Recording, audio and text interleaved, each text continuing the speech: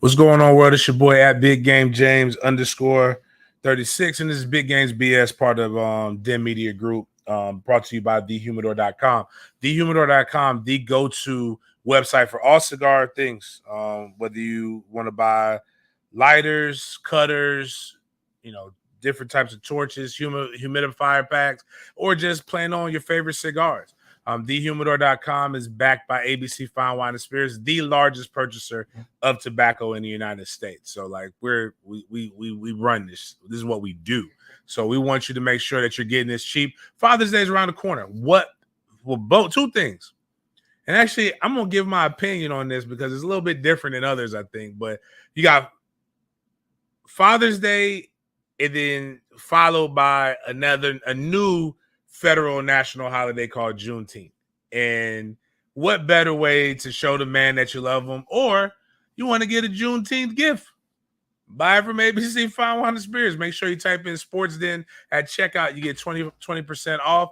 And if you spend over $150, you get free shipping on already cheaper than normal cigar packages. Same concept, same different things we're going to do for the entire summer. When I look at the eyes, if the eyes say we have 100 people watching us, and that's the only way we get a credit for that is YouTube and Facebook at the same time, we're immediately giving $100 away on site. So share, tell your friends to join. Free opportunity to get some money to be able to buy some gifts from our different sponsors. If we get to 1,000 views on the Periscope, we will give $100 to a random person. If we get 2,000 views on, if we get 1,000 views on YouTube, $100. 1,000 views on Facebook, $100. And anytime so that's $300 you can get each show. If we get to 2,000 subscribers on the YouTube, $200. 3,000 subscribers on the YouTube, $300. Each level that we get, each time we level up, we're gonna level you up. So great opportunity. Gas prices are really, really high. We're gonna call it the Big Game Stimmy. We'll call it Big Stimmy. And that's what we're gonna do with that. Try to bless people during hard times. The economy's wilding out, cryptocurrency's crashing, stock market's crashing. And this is just the best way for me to be able to support. Try to drum up support for the biz. So on that note, we got sports things to go into, but I got a lot of things that have personally happened to me over the weekend. It's wild, man. A lot of things are wild. But I didn't have my sons for a week. I dropped them off last Monday in Tallahassee. They went to a good friend of mine, Tyrone McGriff's football camp at Leon High School. And the killer was just hanging out with his cousins and back home in Tallahassee. They come back, and man, when I tell you they've been turned, they couldn't have come back at a worse time. I was involved in a wedding this past weekend. Shout out to my boy OJ Arenthius Hill, one of them Old Testament names. Hopefully, if him and his beautiful bride Kenedra have a child and they have a son, I pray. I know I've told you guys my one dream in life was to have a kid that I can name after myself. I hope OJ doesn't have that same dream. No child should be named Arenthius in this climate. It's just entirely too hard to spell, entirely too hard to say. It just sounds like that poor baby's going to drink cognac out the womb. But it was a beautiful wedding. They came in, and I've basically been really out of pocket since Thursday afternoon. And we went to a cigar lounge. I won't say the name of it, but if you've been following me, you've seen me talk about my food takes. And a lot of people ask me, like, hey, man, where should I go eat, James? Where should I eat when you come to town? I would not tell you to eat. I'm just not going to name the place. I just tell you not to eat there. And it's just very difficult to even be crunk about eating at that place. You ever tasted food that is good, it has the ability to be good, but it's not? It's like you could taste that it's like one step away from greatness. Well, they decided that they didn't want to they didn't sugar their food, they didn't season it, and maybe they were trying to help my diabetes, but that's not their job. I went fully knowing what the consequences were of my actions, and I expected to eat. I paid. Everything on their menu was a la carte. So typically when this happens, like I'm used to this with steak restaurants, and the food has to be exquisite. But this was a soul food restaurant and cigar lounge that we all wanted to go patronize and go check out. And I paid $15 for a pork chop. I was very upset about that. And then it didn't look like, and the gravy wasn't great. It was smothered pork chops. Then I paid for the vegetarian plate, which was, you'd think it would be cheaper because, it's like, okay, it's $12. I guess technically it was, but here's what it was. I wanted 3 sides of vegetables, and each side was $3. It was $4. So the vegetable plate was $12. If you do the math, 3 times 4 gets you to 12. But they gave me the cornbread, which is cornbread. I've never seen cornbread come out and look like this. Was cornbread cake. Like the butter was drizzled on it so perfectly that it looked like icing. That was the best thing about my entire meal. I had red velvet cake that was not good. And again, all of the foods tasted like it was like I don't know how everybody's grown up. I like to learn. I do cultural experiments, and I like to talk about this. For whatever reason, it's my Caucasian or Pilgrim followers that are the ones who usually get the most upset about things. And instead of just explaining that, hey, we do this too, or things like that. But I know Black people have this thing where we don't measure out seasonings. We basically just sprinkle, and Spanish people do this as well. Those are the two cultures that I've been mostly engraved in the last few years. But we sprinkle seasonings until the ancestors tell you that's enough, my child. And that's how we measure stuff. And they definitely did not listen to the ancestors on any of these things. And then that wasn't the bad part, though. The bad part, this is James Coleman's food review, and I apologize if this bores you, but this is my show and my life. I'm going to talk about it. We sat there for 30 minutes waiting for the bill. I wanted to walk out, but the groom wanted to have cigars there, and I waited. And then we walked in, and as a guy who has vested interest in lounges, I know what cigars are supposed to cost. I know what liquor is supposed to cost. I've learned these things. And boy, when I tell you, they basically try to make us grab ankle over these cigars. And I bought, my boy said he wanted this cigar. I'll tell you, this cigar is an Andalusian Bull, very good cigar. I know what that shit cost, and it don't cost that. And but I bought it. My boy said he wanted it, and I didn't have time to go. And when you're in a large group like this, you don't have time to go and say, "Hey, I just put my card on file." And then when I look, so I'm gonna be honest with you. So it was 1, 2. They paid for their own cigars, 4 drinks. That should not come out to like $200. Like, there's no combination of drinks and cigars that don't include Opus X and like some better high end. I think we drank. One guy got Jack, and one guy got Makers. I got Remy. Like it shouldn't have come out to that, but whatever. It had a bunch of stuff. We were there hanging out, whatever. And I just told them all, wait till the turn up on Friday. And the Friday turn up was spectacular. But here's what happened.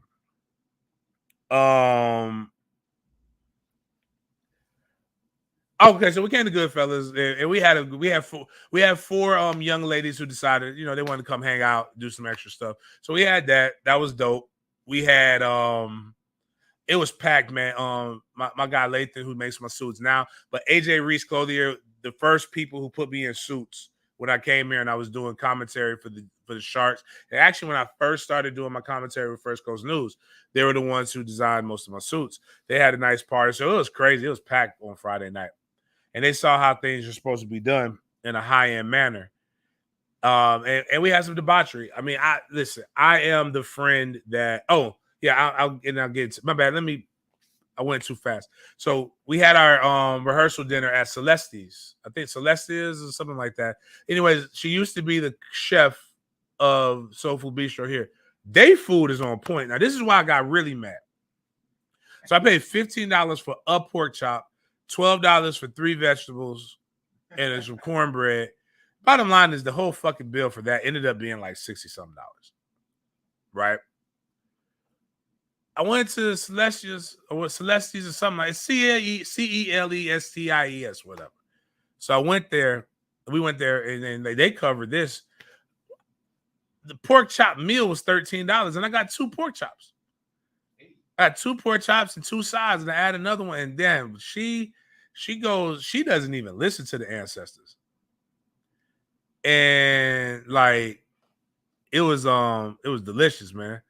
And it was great. I mean, they are on point. The only problem I got with them is don't be having all this delicious shit on your menu that you out of.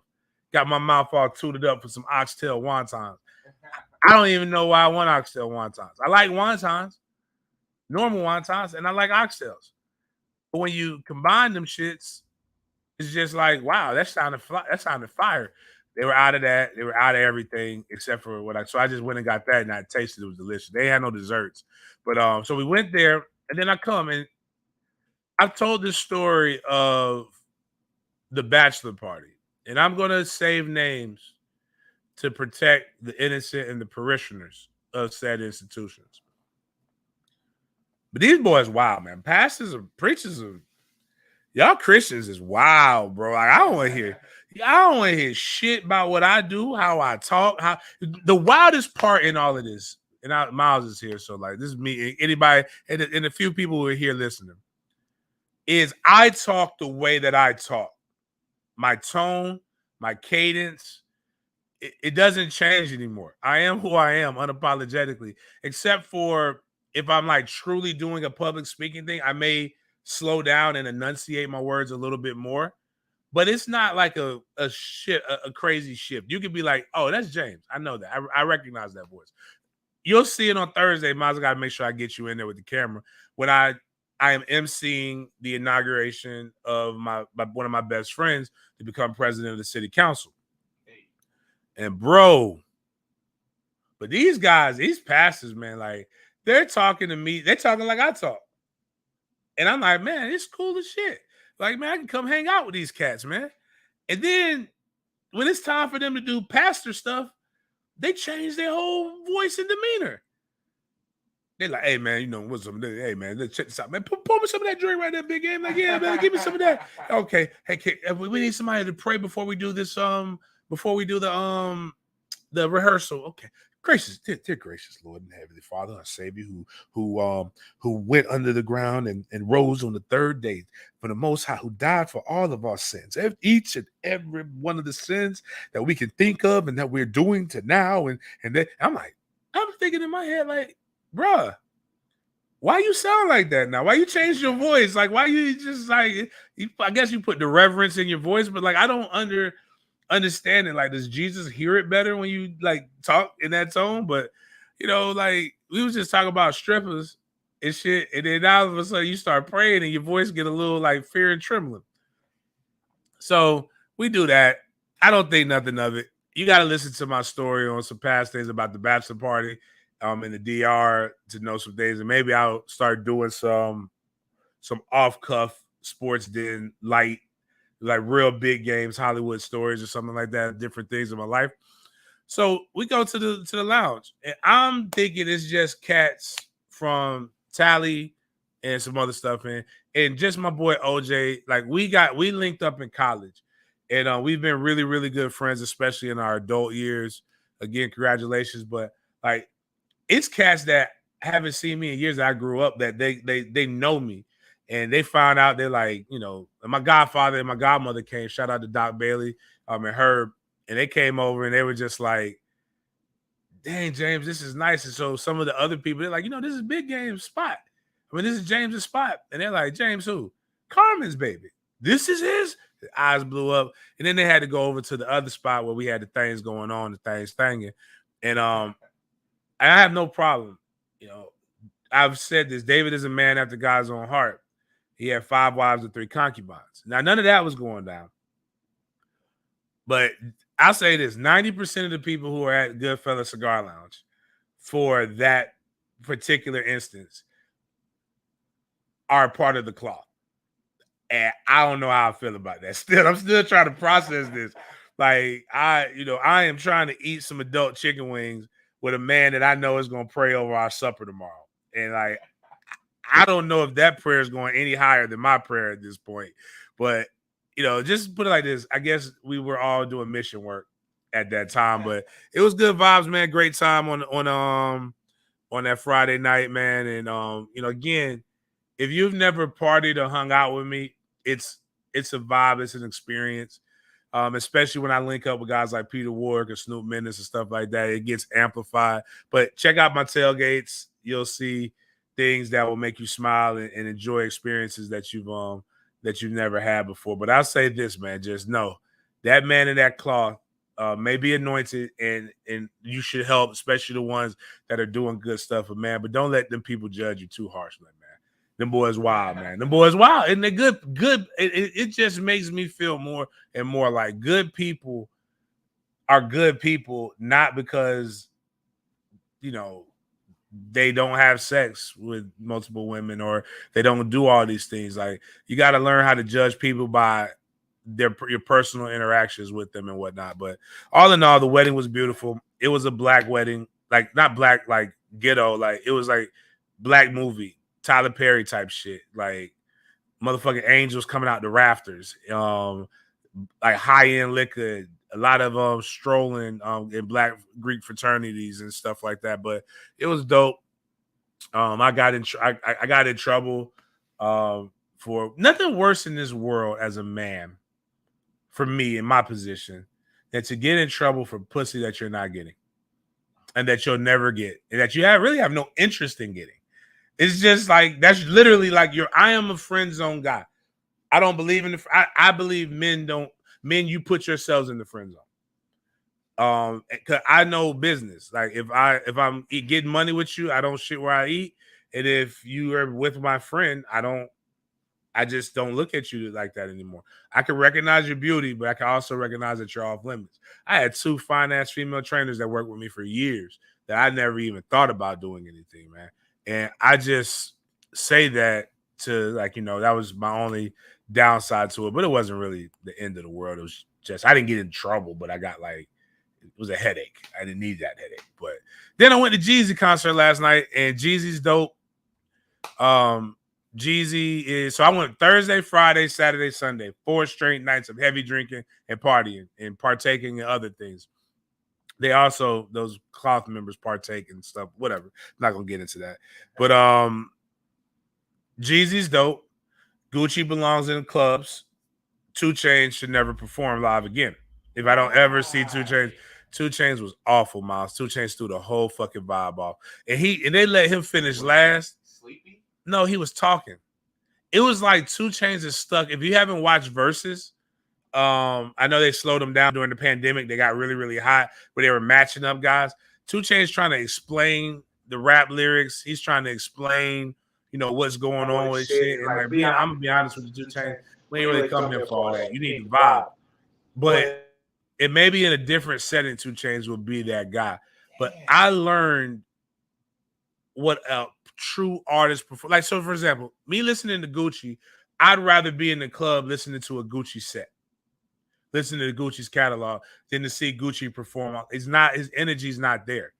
It's very like how he talks is really how his energy to performing is. Jeezy's whole set was high energy all over the place. And then you realize, it's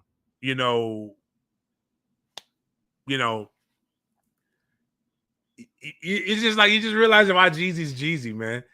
And Jeezy didn't even play his full set, but I'm a big Jeezy fan, and it was dope, man.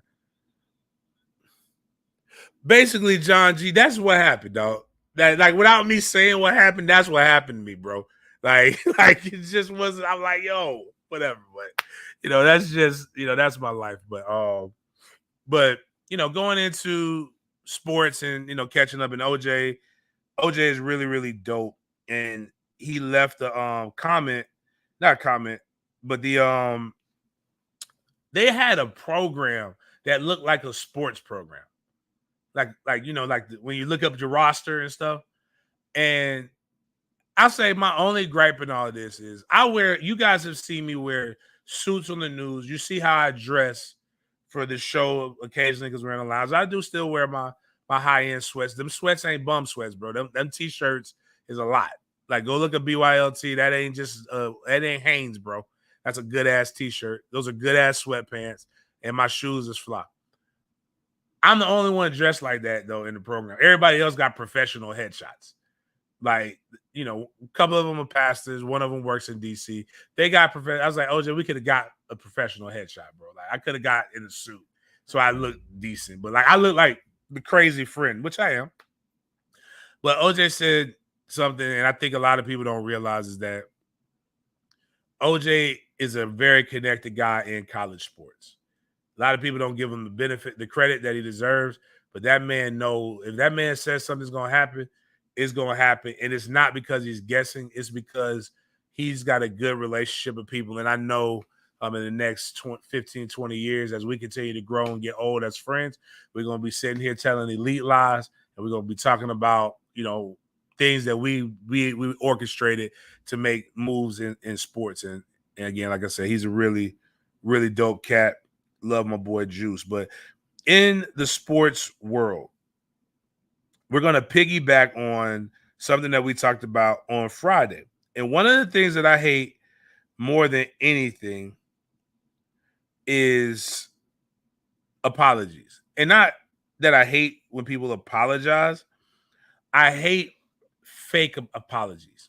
Typically what happens is people get caught, and then our first natural instinct is to apologize. But what are you apologizing for? Are you apologizing because you got caught, or are you apologizing because you have a true repentance? And I think a lot of people don't really care. You just got caught, and you're trying to lessen the blow or the sting from what you got. And I'd rather you just tell me the truth. And really what comes, because what Jack Del Rio said was his opinion.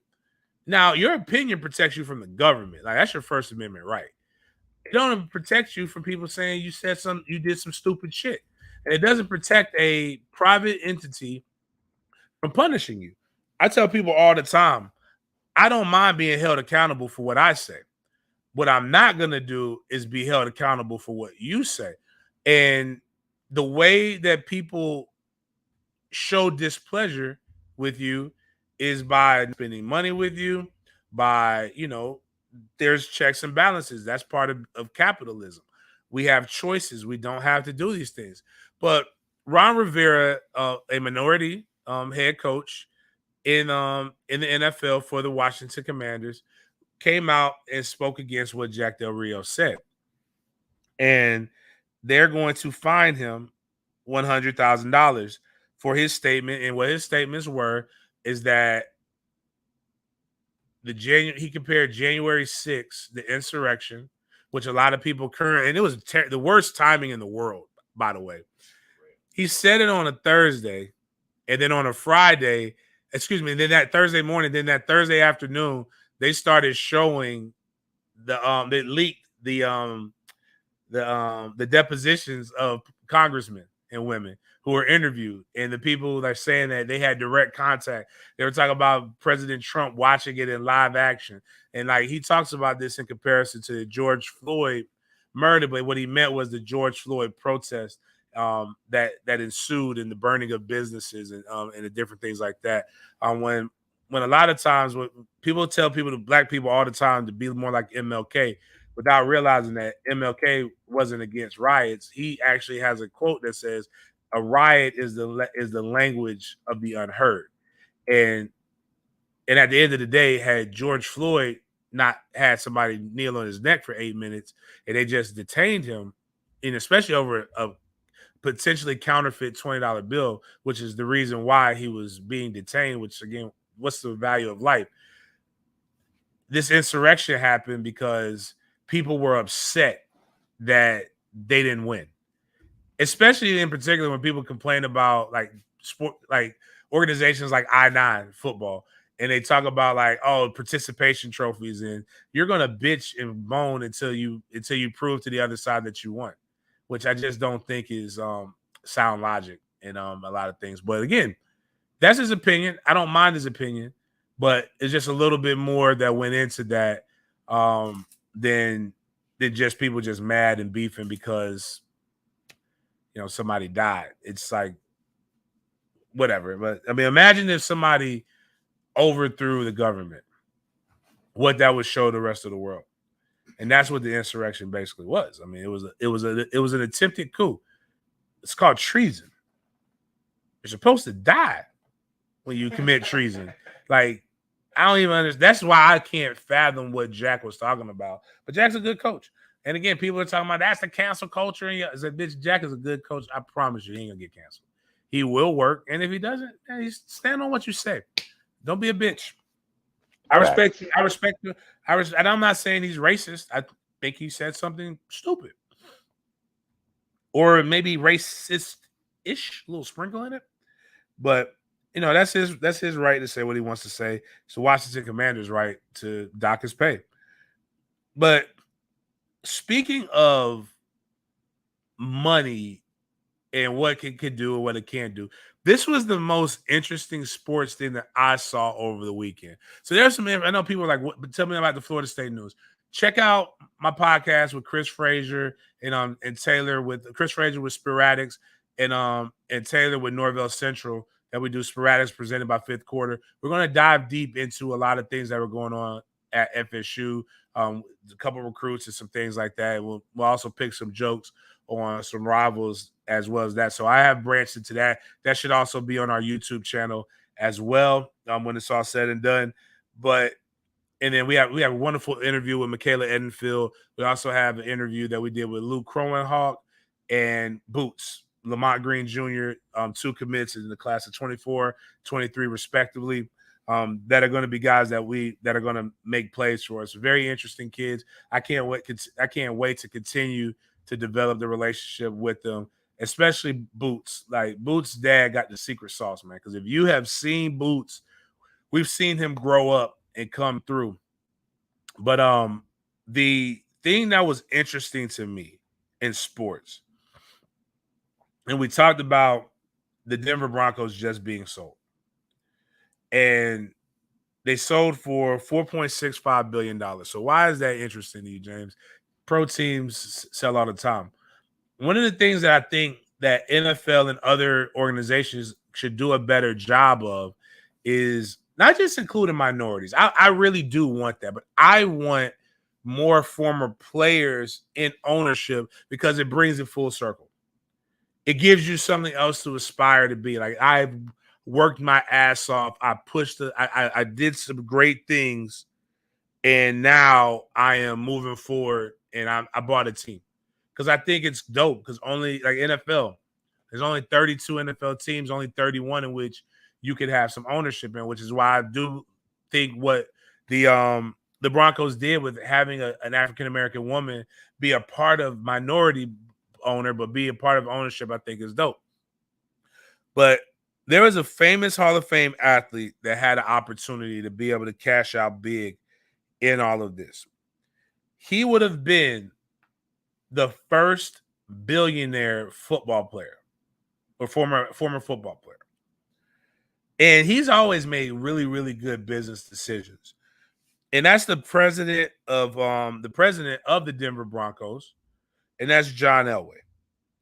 John Elway would have made $900 million off of this sale, if not for a costly mistake that he did in 1998.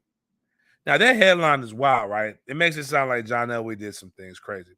But this is John Elway, if you don't know. And I want you to read – I want to give proper credit to the thread. The thread is by Andrew Petcash at AndrewPetcash. John Elway was the first selection in the 1983 draft. He's one of the first guys that they said, I believe he was a perfect quarterback prospect. A lot of people compare Andrew Luck to him, a lot of things of that nature. But John Elway was that guy. Played in a lot of Super Bowls, but was balling out. He only played for the Denver Broncos all 16 years. He won 2 Super Bowls. He went out on top with the Super Bowl. Hall of Fame. He was an MVP, NFL MVP in 87, 9-time Pro Bowler. That's a lot of time. That's a lot of years in the Pro Bowl.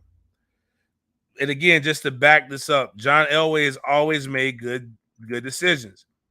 $45 million in NFL contracts, which is a lot for considering the era that he played in. And that's not even including his endorsements. He in 97, as he was coming to his career was coming to an end, he sold his car dealerships for $82.5 million. This man knows how to make bread. But in 1998, the owner of the Broncos, Pat Bowlen, offered John Elway this.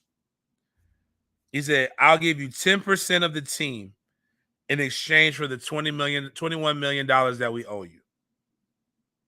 So technically, no money out of pocket right there for just 10% is just basically what we owe you. We'll move that. Now that in of itself is way more than what they were probably valued at that time. Then he said, for $15 million, I'll give you an additional 10%. So 20% of the Broncos ownership would have been for $36 million. That's probably a favor to him at that time. Now, mind you, again, I'm going to go back. And this is something that you could do with investments. You could take your money and you could defer the taxes by investing against something else. So mind you, in 1997, he had just sold 5 car dealerships for $82.5 million. So basically, you all right, bro. You get to become an owner, 20%, 1/5 of an NFL franchise for not a lot of bread on your part. He also didn't say, he said, you don't have to tell me right away. I'm going to give you 10 months to decide. Now, John went out. They won the Super Bowl that year, and then he retired from football. But he decided that he didn't want the equity stake. He felt his money was better served elsewhere.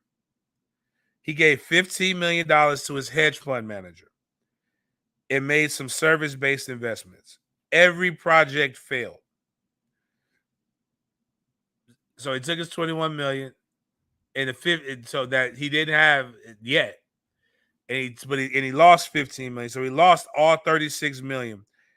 And the hedge fund manager actually went to jail for 40 years. 20% stake worth $900 million.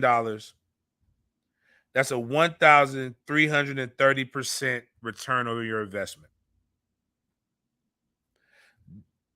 To put it in perspective, this one sell, which he could have bought more of the team because you're already in the ownership part. You could have done what Michael Jordan did with the Charlotte Hornets. He's the majority owner of the Hornets, and that's actually what gave his valuation to become a billionaire based upon that. But you just go in, you're 20%, and you buy some more over time, and then basically the ownership is transferred over to you. But to put this in perspective, the sale would have gave him $900 million. John Elway's total net worth right now is $150 million. So what is that? 150, 300. So that's 1, 2, 4 right there because I give you 6. Basically, what's that? That's 8 times your net worth. Am I doing that right? 150, 300, 450, 600, 750. Nah, yes, excuse me. 6 times your net worth in one transaction. Whew. Magic Johnson just did this thing where he talked about why he turned down the deal with Nike at first and how much more money he would have been, how much he would have been worth had he just done it in like the equity. He didn't want the equity stake. He wanted the money. And I think one of the cool things about being an athlete, right? And not just being an athlete, because being an athlete or just making it, like when you hear the people with the stories, I made it out the hood, right? Is you take the money, you've been able to flip it, you've been able to change your family's life and trajectory. Don't get me wrong, Magic's done well above that. MJ's just done better. And it all comes down to decisions that you make. And I'm nowhere near those guys, but like, I'm comfortable with stuff, and I like to take my money and invest it because I know in the long run it's about legacy. It's about making sure nobody goes back to the hood. And John Elway's good. Made a tremendous amount of money. He is a name that, like, he's a guy that there's some guys who get mad now that they walk in rooms and nobody knows who they are. But man, you was just a guy. Like, you were good, but you weren't this guy. I walk in rooms all the time. People don't know who the fuck I am. And I'm cool with that. I just, John Elway isn't that guy. I mean, John Elway is a big name, but it's hard to not kick yourself for that, right? And hindsight's 2020. But damn, everybody is trying to become an NFL an owner. Like, if you look at what LeBron's trying to do, LeBron wants to be an owner. When you look at even what Russell Wilson did for Sierra, he bought her an ownership stake in a soccer team. Marshawn Lynch has ownership stakes in soccer teams, different things of that nature. So it's like that's really what it's all about. At the end of the day, is just trying to make bread. Who do you think will be the first billionaire retired NFL player? I'm trying to think who's the most, like, Drew Brees is a guy who's very business savvy. It'll be like a guy like from that era, or it'll be a new athlete. I'm trying to find who is the more like LeBron type Can't forget player. Brady seems to be following Brady, my LeBron. bad. You know what? It will be TB12. And yes, you're right, 100% right, Tom, because Tom is going to retire and be considered the greatest quarterback to ever play in the NFL. He also has a name brand and recognition that brings up. It's either him, or if you probably consider the totality of the Mannings, Right. like, because the Mannings have become a brand, a family, like a first family, if you will, in terms of quarterbacks in sports, with his son Arch being like one of the highest rated prospects, one of the top guys in quite some time. So like it's just, that's my thoughts on that. Going into an Olympic sport that doesn't get talked about quite as much. But this one right here, this girl has always shocked me. And I'll be honest with you. What's more shocking is her overall performance was good. A great day. Any day you can win 4 medals is a big accomplishment. I don't care who you are. And that's Abby Steiner. If you remember, I posted the video of her and we were talking about her. And then, man, when I tell you, this pilgrim can go, man. Like, she is on another level. She runs for Kentucky and University of Kentucky. She was crushing it. Her start is not really great in the 100, but what she's able to do in the longer runs, the longer sprints is impeccable. So she finished. They finished second in the 4x1. She finished third in the 100 meters, running 11.08 seconds. I thought she would crush that as she's been doing, but she got a bad start, and it happens. She got the gold in the 200 meter, running the 21.8. So that's fast. That's cooking for a woman running sub 22, which is currently the world lead. Her personal best. And in a 4x4, they won gold. They ran 3 minutes, 22 seconds, 22 seconds, or whatever the 0.55 is. But if you watch how she ran that 400, she was scooting, and her split was 48 seconds, just under 49 seconds, 48.92. She pulled them gals in, and like I love it. It was dope. And also shout out to I believe, the same way you talk about somebody when they're down, you should be able to talk about them and big them up when they're up. And that's Sha'Carri Richardson. She won she had a race this past weekend as well. She won the women's 200 meters. Congratulations to her as well. Um, Getting into the rest of the stuff, try to find out this other thing I wanted to talk about. Father's Day again. Father's Day is coming up, and I want to talk about some things. And we talked about it with Hoochie Daddy Shorts. We talked about it with a lot of things where people say men aren't men anymore and blah blah blah. But like, I think I agree with my boy Brad. And something came up on Twitter yesterday. There's this company called Crumble Cookies. I don't eat this kind of stuff anymore. I used to like insomnia cookies, not because they did anything crazy. It was open late at night. My radio show was on late at night, and their cookies were delicious. I like oatmeal cookies. I like peanut butter cookies. I like sugar cookies. Like they had them warm. They were always there, and you didn't have to worry about going over the top on some BS.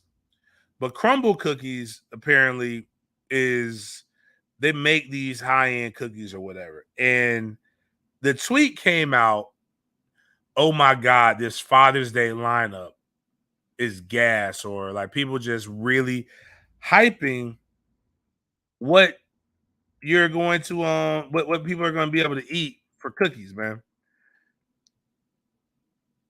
Cookies. I'm saying cookies. I just and the cookies aren't anything crazy. That it was like a chocolate chip, an M&M, a Rice Krispie treat, and a peach cookie. How bad? This is why. How bad is his father? This is how far we've fallen.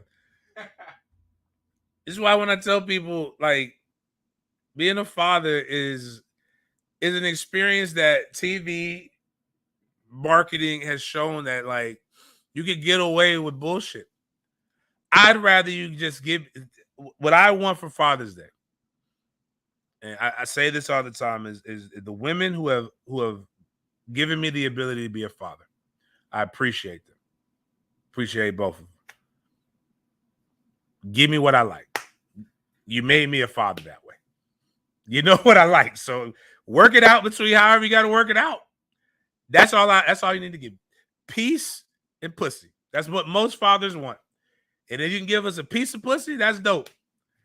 Like, just don't bring me a box of cookies and tell me Happy Father's Day. Thank you for everything that you've done and your sacrifices. Happy Father's Day.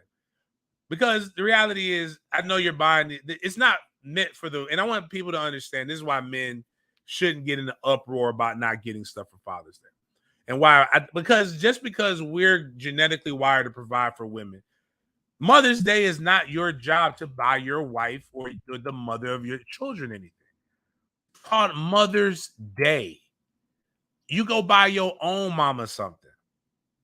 It's their job. Now, good ones make sure their kids have some revenue and they go pick the gifts. That's what's supposed to happen. But I know my 9-year-old and my 3-year-old bet not fix their little hands and little fingers to go get me some goddamn cookies. Daddy don't want no cookies. Daddy's diabetic. He can't eat all of them anyway. What's going to happen is you're going to buy this for that man, and you know what that's really for? It's for the family. Yeah. You're going to buy it, and then they're going to eat it. These just Cammy cakes. Basically, it's Cammy, which Cammy cakes is amazing if you're in Jacksonville. It's just Cammy cakes with cookies. And, I mean, it's really, like, again, but men, it's time for us to stop really. Like, we know what it is at this point. Like, just stop bitching about not getting anything for Father's Day. If you really love the man in your life, though, I will say go to thehumidor.com, pick 5 solid cigars. That will be, especially with thehumidor.com, that's going to be under $50 if you use Sportsnet at checkout. And that's what that man wants, man.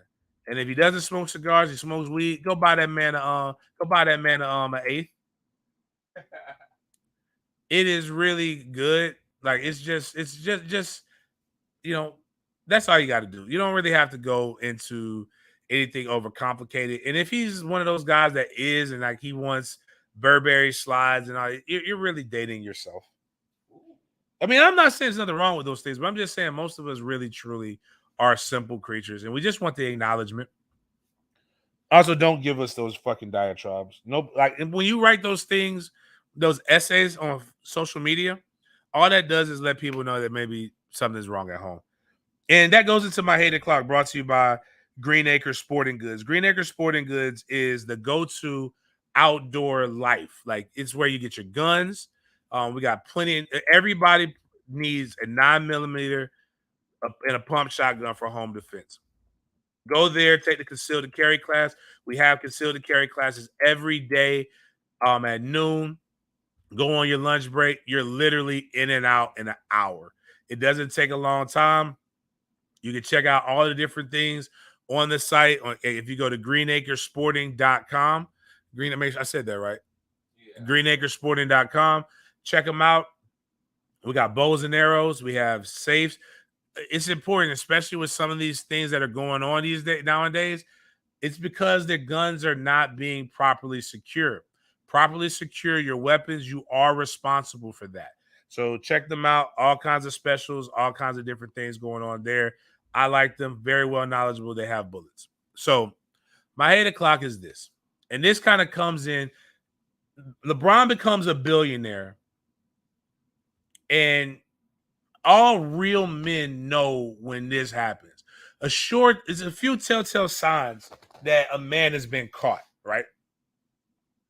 One of them is the joint Facebook account. Somebody got jammed up. I remember being told one time I had MySpace, and the young lady was like, why you don't have no pictures of me in your profile? I said, it's called MySpace. It's not our space. Nobody knows who you are. And she got mad. She got really mad at me, but whatever.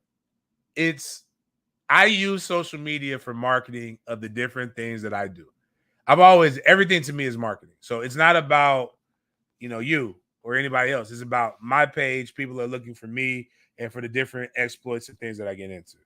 But if you've never done that before, and then all of a sudden we're seeing you really go, or even it's still, if you follow me, it's sprinkles of my personal life outside of my boys that are there. What I want you to see. But I have never been a big person for the essays. I didn't like writing in college. I don't like writing now. That's why we use the Discord for fifth quarter. And I don't write articles anymore because it just wasn't as efficient for me. I try to show my appreciation to family members and people who are close to me through acts, like physical acts that they get to see, and through telling them as much as I can. Miles is dope. I like showing Miles appreciation.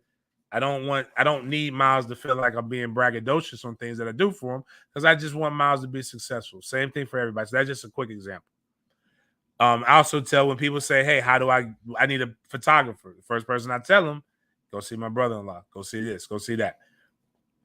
I don't like when people write these things about me because I need to know this shit. I need to know I'm dope. So LeBron James goes and he posts. He becomes a billionaire. He makes this post about Savannah James. We all know Savannah James. I think Savannah James is the poster child for what women who want successful men need to do. I don't know all their stuff. I don't need to know all those things. I just know Savannah is a strong, powerful, beautiful Black woman who I don't have to hear from. Because that's not why I appreciate and admire what she does. But she doesn't run and down the court and dunk on people. But she realizes that. She realizes it's not about her. She's phenomenal at raising kids. And she's doing her things. And I really, truly believe when LeBron comes to the twilight of his career, she's going to go to the forefront and be able to live in her glory, age beautifully, and really show us what it's like to be married to somebody from the bottom and come up with them all the way. So much so that when some woman went to prom with LeBron in Akron, she posted a picture of her aunt, and she was a white woman, and nobody even knew that LeBron, because they talk about LeBron and Savannah being high school sweethearts. But we all know who Savannah James is. That's why when people tell me I joke about disliking Aisha, but I just don't like the fact that Aisha's got to go somewhere and say, I want people to look at me too. You'll never see that from Savannah. And rightfully so. Savannah probably getting all the attention she needs. And again, that's not the point. The point is when LeBron made this thing that was, and I had a woman tell me this one time too. It's when you go outside of what your norm is when she starts to raise questions. So LeBron says, I'll be nothing without my wife, blah, blah, blah, all these different things. And everybody's like, yeah, that's right, man. Honor that woman. Real dude stepped back and was like, hold up. Somebody got caught. What happened? Fast forward to some reality star TV chick, Real Housewives of Atlanta hoe, whatever. I think she might be a Real Housewife of Atlanta, and I really don't know. But she decides that she wants to post about LeBron flying her on trips and him cheating on Savannah and all these different things. And I don't really believe it, right? And if it were true, why? Why was it? What was necessary? Why was this necessary? Why did you need to feel the need to post this? Because you know what's going to happen now if you were getting flued out? You're not going to get flued out no more. And nobody wants to deal with a woman who don't know how to shut her mouth when it comes to this kind of things. So I'm going to be perfectly clear with you. I don't understand the woman's strategy of scorched earth. I've said this before. Okay, I cheated on you. Or you're the side chick. You just found out unceremoniously that you're the side chick. Now you feel like, oh, I just got to tell. I just have to say this. Why? Why? Because you took this L, do you feel like you need to go and it's for this woman's sake. She needs to know.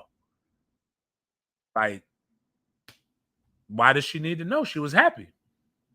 So now you feel like you're not happy. So now you need to go crush another woman's happiness.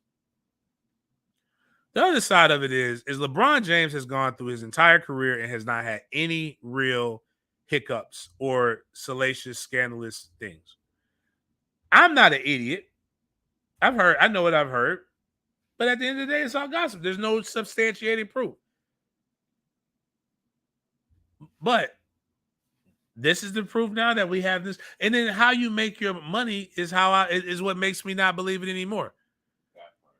And this is what's really ruining. Like, at what point is this women's empowerment and just messy? Like, what part of the game is this? Like, I just don't.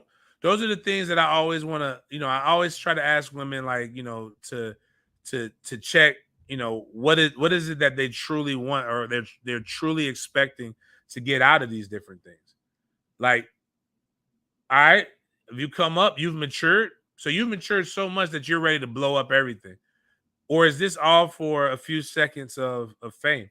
I saw I was listening to a great, again, I know people don't like Vlad, and I like there's a few other podcasts that are coming, like Matt Hoffa has a really good podcast that I listen to a lot, but Vlad still gets dope interviews. He had Young Jocko on. And he was talking about how he got on Love and Hip Hop. And it was basically the girl that he was messing with. That's what got on. And a lot of the messiness that he's been in has been because she's doing more things to help perpetuate her 15 minutes of fame. That's his words, not hers. But at the same time, I can kind of see it. If your only way that you can be famous is because you're pretty and you sleep with famous people, like you're like Kim, you're great value Kim K. Or Rite Aid Kim K. And I think we got to stop doing that, because here's what it is. At the end of the day, unless you print in pictures with y'all, receipts, and things that he did, all you're doing is trying to tarnish a story that's huge. of a black man becoming a billionaire, of a guy who's been nothing but a father that we've seen, an involved father, and a guy that just really gets it from every which way all the time. Like, is it really, were you that hard up for money that you had to do that? We'll never know. Another part of my hate o'clock is, for whatever reason, and I've always keep coming to this, and I'm not going to harp on it too much, but I just want people to realize why I say the things I say that are quote unquote political. So we have great replacement theory, and then we also have the fear that kids are being taught about lesbians. I promise you, as a kid, as a parent, and then people are like, I just don't want children under 9 to know about lesbians. I have a child under 9 that's in public school, purposely. Shout out to Floyd Mayweather, too, for being rich and making his kids go to public school. He said that was important. Wow. They're not learning about this stuff. And they're also not, and then when white parents are passionately, I don't want my child feeling bad. He came home and said he felt bad about being a white person, and they're teaching him this. I haven't got Kill Whitey homework sheet yet. Like, it's not happening. Like, what's happening is they're really not even going detail. Like, we talk about slavery like it was America's going through puberty. Like it was a bad day at summer camp. When it was a full business. Like a lot of the institutions and the banks and you know the monuments and a lot, like the White House was literally built with slave labor. Like, not just built, like the freaking architect was African American. And most people don't know that. Your kid feels bad because it's shitty. Like they got black friends now. And if they realize that if this would have been like 50 years ago, they wouldn't have been able to hang out with their black friends. Yeah. That's like common sense. Like, your child has empathy, which most children have that. And like, you're trying to kill the empathy because you feel guilty because you didn't do that much to change the world that they're in. And it's really not about that. Like, I just, but I say this to say, what have y'all been learning and teaching your kids? Because every week we're finding out that there are some really fucked up, screwed up, angry white kids. 31 were in a U-Haul van in Idaho, ready to cause terror at a gay pride parade. 31 white males. And again, it's funny because the statistic everybody likes to use against African Americans, right? Which are incomplete, but there are statistics to say the least. That African Americans commit more than 50% of the murders. And that is true. That is true. And it looks really, really bad when you like say it like that, because we only make up 13% of the population. But those same statistics tell you this, right? Most of the murders, not even just most, like 85% of the murders are African American or African American violence. Those are the same statistics that you guys talk about. What about black on black violence? But what you fail to mention is that like 90% of white people are killed by white people. That, Asians, if you go the vast, because crime, and then we just talk about murder because it's a definite one. But violent crimes but crime in general is are of convenience for most part. But the one that comes across the board, that murders more across the board, and those same statistics that everybody likes to quote, are young white males. Not murders, but violent crimes, including rape, battery, a lot of these different things. And this is why you see more of these situations. But forget that for a second, for me putting things in context. Most people aren't violent. Like, you're still talking about a small percentage of the U.S. population, even in those statistics in those categories. Most people 97% of Americans are dope. Well, don't want to hurt people. But when I see, why are we teaching kids about lesbians and transgenders and stuff like that, it actually comes back to things that they learned. I remember them putting the video in, because I was a latchkey kid, stranger danger, Learning your body, because you need to be aware to not to, when you're dealing with pedophiles, to stop, don't touch me, go away, leave me alone. Those are things that we did learn about in school, but it wasn't learning about your body for that. It's learning to make sure that you nasty ass old motherfuckers don't go touching dicks, because apparently that keeps doing stuff. I joke with people now because something that my mom says when people come at me and says, well, you look dangerous or you're scary. I say, well, you look like a pedophile. Because all the pedophiles that I see look like you. So if you're a pedophile, you should be afraid of me because I'm going to harm you. But going back to this, these 31 men were, who, and everybody talks about 2A. I'm a big 2A person. They talk about this, talk about First Amendment. These 31 men were ready to go impinge the freedoms of other individuals who were not fucking with them. This is why people are saying we got to do more as Americans. Because I'm gonna be honest with you. I don't understand homosexuality at all. Well, I understand lesbians, but I don't understand the other ones. But if they're not fucking with me or bothering me, why do I need to like go bother them? What did they do to you that you felt the need to go put in the back of U-Haul trucks aren't comfortable? And why are you buying a U-Haul truck that can track your dumb ass? What about that is patriotism? What are you learning that's making you so angry that you feel the need to go take at people? Like, you were the only people that were included in the Constitution in the original, in the beginning. Like, why are you so mad? So I do this thing. I got to go find video, and it's like this big quote from the Boondocks.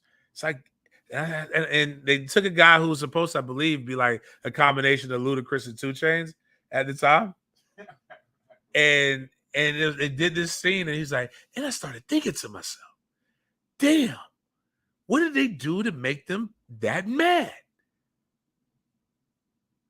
Reclaim America from what? Like, seriously. It says that only one of them was from Idaho. The rest were from 11 different You want to know states. what's wild is that everybody talks about riots that happen, like on the when that happens when a guy dies in the hands of police custody. And there's a whole bunch of statistics about that shit. I'm not even gonna get into that. I value police. I just don't value the narrative. Oh, I might get some more women followers right there. That button just popped up. But they always talk about Soros, George Soros, which, by the way, if you're listening, I need more money. So I will, if you just writing checks, write the check to me. Make it the Dead Media Group, please. And we'll put your agenda out there. So that's what they always say. George Soros is doing this and he's manipulating. But they don't really talk about like how the fact that all these things that have been going on, people are busting the people. How did those people get there? That's what I'm saying. The insurrection. You got media, conservative media people busting people to the January 6th things. You had people violently protesting, tearing up our tax-paid institutions, by the way, ready to kill somebody, ready to lynch people. And they were all busted there from different places. Most of them from Florida, which is wild. And we got a governor talking about he's upset about people like trying to do insurrections on Supreme Court justices. I don't think people think. And I have no problem with people thinking. What I have is a problem with hypocrisy. Because these people went with the intent to harm. And I don't believe that. And I believe that they should get the same criminal justice system that guys like me got for, like, not me personally, but my friends got when they just wanted to sell marijuana to people who actually just smoke. But they got a book thrown at them. There's a thing called conspiracy with RICO, with RICO acts.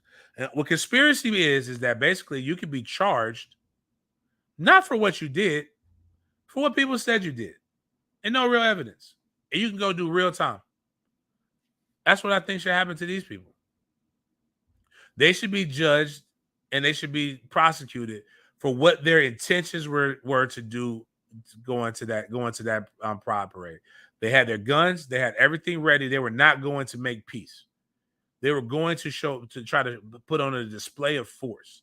And the only way you can stop this shit is if you start really treating these people with the heavy hand of justice that you claim that you were for. And I'll end this by one. It was the wildest thing that I heard one politician say. But it was wild because she's also snitching in her deposition. But she said it's like the justice system doesn't work. They're holding these men in custody without a proper expedient trial. They're not even letting them talk to lawyers. They're not letting them talk to each other. And they're not sending them home. She said this after January 6th. And she's a Republican senator. Was it MGT? Everybody talks about how stupid AOC is, which I'm not going to argue with that on that. There are some things she says out for a while, but MGT is the one that y'all think is smart. No, that bitch is stupid. The batshit crazy too. But at a certain point, guys, we need better education. We need to know about the real truths of America. We need to know about how we got to where we're at. Otherwise, you're going to have people who the rule book was written for talking about reclaim America. Like, it's yours. I don't know what to tell you, man. Like, I'm not saying, and again, we're not saying it's easy. Like, it isn't hard and then you don't have to work. That's just life. But let's not pretend that like you have things like you've had a historically easier route. To racist, progression seems like you're being punished. Other than that, dope show. Get into more sports. Check out Sporadics by fifth quarter. That'll be on tonight at 7:00. That'll be on the different channels. It'll be up here on my YouTube as well. Check out the Beacanopi 1851 podcast called the NIL Movement. We'll have that going. We'll be back on Wednesday. I don't know how else to tell you guys this. Maybe we need to cut this, Miles, but check. We get to 2,000 subscribers on YouTube, $200. 3,000 subscribers on YouTube, another $300. And if each one of the shows hits over 1,000 views, we will give randomly $100 to someone who was following on that thread. Drop your cash apps. There is there's nothing that you need to do to be able to get in that except for sharing it and watching it and us get into those numbers. I saw somebody post the other day that you only like this guy because he's giving money. That does not sucking up to me. Does not give you a better chance to get money. And I'm going to be honest with you. Hating on me does not decrease your chances of winning. I'll take all of that. Hater clicks count too. On that note, love you guys. Y'all be safe.